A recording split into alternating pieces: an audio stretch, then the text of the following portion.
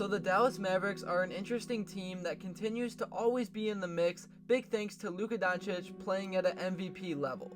The Mavs finally added a little bit of talent around Luka this offseason, and this team is looking to do big things this year. In the past, the Mavs have always been a playoff team, but Luka was missing a sidekick, and now he finally has some guys around him that can help him take this team to new heights, but he still is missing that main sidekick. In this video, as you can tell by now, I'm going to be talking all about the Dallas Mavericks and why I think they finally have the formula this year to make a very deep playoff run and potentially be a real contender. Anyways, now since the NBA season is finally in full swing, I'm going to be pumping out so much content, so I would really appreciate all of your support. It only takes 5 seconds to like and subscribe, plus you can always change your mind. I'm now on the road to 10k subscribers, I guess, and I know you all can help me get there very fast. I truly can't thank you guys enough for all your recent support, as we just hit 7k subscribers, and it's truly been amazing. I will always remember the OGs no matter how big I eventually get. So as I was saying, Luka Doncic is playing at a whole nother level than the rest of the league right now, and it's been so fun to watch. He's doing things that have never been done before. I've never seen a player be relied upon so much to carry a team since LeBron back in Cleveland.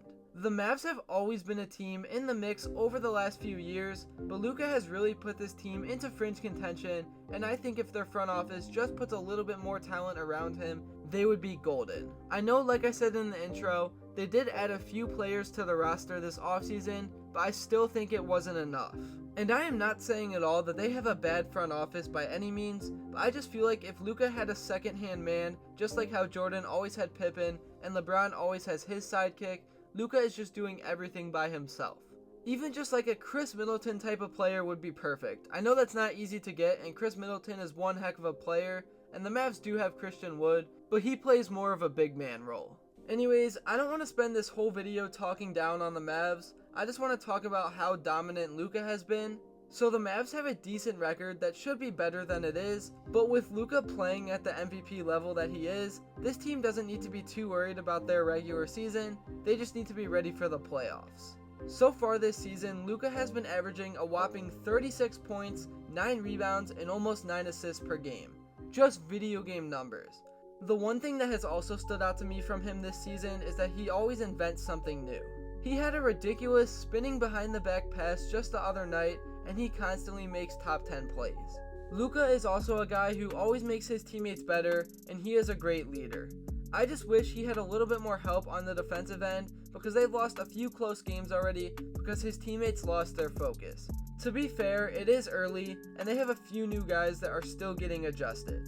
I know it's early in his career, but I really do think Luka is going to end up as a top 10 player of all time. He is just that legendary, and there has never been a player quite like him. Luka actually became the first player ever to score 30 points in the first 6 games of the season since Michael Jordan. He is a very awkward player to guard with his strange size and ball handling, and you could see that on the court. Big guys can't keep up with him with his mobility, and small guards stand no chance. Even good defenders like Jason Tatum look childish guarding him. And I honestly think Luka is the most gifted player in the league. The thing that Luka also does very well, obviously, is draw attention.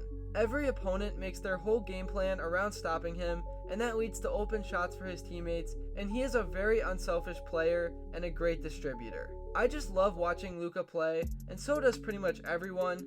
He's the most unpredictable player in the league, and you never know what's coming. Dallas fans are pretty lucky to go from watching Dirk to watching him. Like I was saying, I know the Mavs are not off to the best start as a team, but once they settle in and everyone gets used to playing with each other, they will be just fine.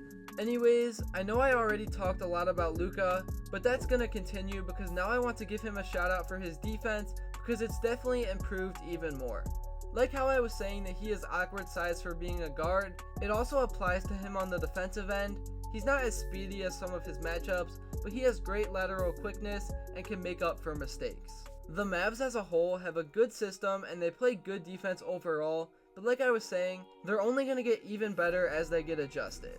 Now moving on, the next player I want to talk about is Spencer Dinwiddie, because even though, as I was saying earlier, Luka needs a better sidekick, Dinwiddie has been pretty solid early on. He's been shooting the ball red hot, but I do expect him to cool off a little bit down the road. Again, I'm not worried about what the Mavs do in the regular season because they're always going to be in the mix, but their problems get exposed late in the postseason. They just need a few more scorers and guys who can handle the ball to take the pressure off Luka. In the recent NBA power rankings, the Mavs were ranked 8th despite their average record that they have. That just shows how everyone knows what this team is capable of. Luka is just a once-in-a-generation type of player, and we shouldn't take him for granted. I'll be interested to see how this season plays out, but one thing I can guarantee you is this Dallas Mavericks team is always going to be right in the mix no matter what happens. I think we could even see Dallas make a mid-season trade to acquire another offensive type of player because they have a pretty weak bench and they could use another guy to take the load off of Luka and Dinwiddie's shoulders. That's pretty much all I have to say today for this video. I know it's the same storyline for the Mavs every year, but man, Luka has been playing like he's not human. Maybe the stats he gets in 2K rebuilds were legit, and they were not lying to us. As long as this team has Luka, their future will be very bright, and if they can find a way to surround him with even more talent, I really do think they will get a championship within the next 5 years, but it all solely depends on the front office. Let me know how many games you guys think the Mavs will win in the comments below, and my prediction is 49. I know that's a pretty random number, so it would be weird if I get it right. I could see them winning upwards of 50, but they will need to get hot. That's going to wrap things up for this video. There's just been so much craziness going on in the NBA so far this season, and I love to watch it. I covered a lot in this one, and I know there's so much more to talk about, and I can't wait to see how this season unfolds. I'm going to continue to pump out as much content as possible, so I would really appreciate it if you would join me along for the ride. I'm now on the road to 10K subscribers, and I believe y'all can help me get there. And also one more thing, make sure to comment below what you want to see next. Anyways, thank you all for watching, and until next time, I'll see you all later.